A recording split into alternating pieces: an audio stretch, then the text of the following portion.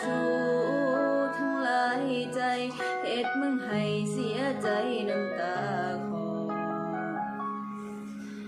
มึงสิทนไปต่อสันบ่คำว่าก็เลยว่าคำว่าฮักมันเหตุทุกอย่างอีหลีละสู้บ่ได้เป็นกูสู้บ่เข้าใจเอาจังสิกูสิเว้าสู่ฟังว่าเป็นหยังกูคือฮักทั้งที่เขาหลายใจเป็นหยังกูคือทนเขาได้มันเป็นจังสิก็กูเป็นมา